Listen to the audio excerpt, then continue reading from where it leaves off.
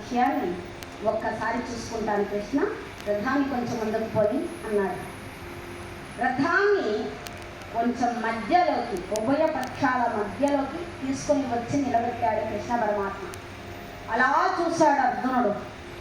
అందరూ తన వాళ్ళే, తాతలు, తండ్రులు, మామలు, అన్నలు, తమ్ములు, కొడుకులు.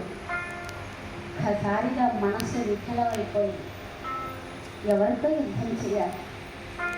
నా వాళ్ళతోనా, అయిన వాళ్ళతోనా, బంధువులతోనా అని చెప్పి మనస్సు ఒక్కసారిగా విఫలమైపోయింది అర్జునుడికి. ఇంతకుముందు ఎన్నో యుద్ధాలు చేశాడు అర్జునుడు. వీళ్ళతో యుద్ధం చేయలేదా అంటే ఉత్తర గోపురమైన సమయంలో వీళ్ళతోనే కదా యుద్ధం చేశాడు. అప్పుడు అయిన వాళ్ళు కదా వెళ్ళింది యుద్ధానికి. కానీ ఎన్ని యుద్ధాలు చేసినా ఏ యుద్ధంలో కలిగినటువంటి హృదయ వైకల్యం, మనోవైకల్యం అనేది ఈ యుద్ధంలోనే కలిగింది అర్జునుడికి. మనం బాగా ఆలోచిస్తే రామాయణంలో ఒక సన్నివేశం జరిగింది, భారతంలో ఒక సన్నివేశం జరిగింది.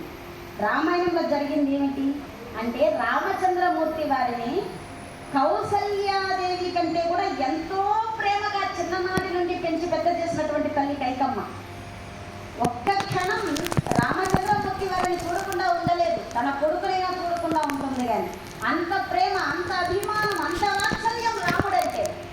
అంత ప్రేమించినటువంటి కైక మనస్సులో ఒక్క క్షణం వచ్చినటువంటి మార్పు, ఆలోచన రామచంద్రమూర్తి వారిని 14 ఏళ్ళు అరణ్యవాసం చేయడానికి అడవులకు పంపేంత వరకు పట్టుబట్టింది, పట్టు వదలలేదు.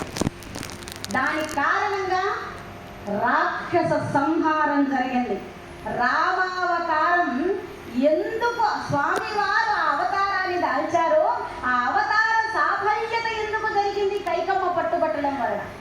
ఆ ఒక్క క్షణం ఆమె మనసులో వచ్చినటువంటి ఆలోచన వలన మళ్ళీ ఎప్పుడు కైకమ్మ ఆ విధంగా ప్రవర్తించలేదు.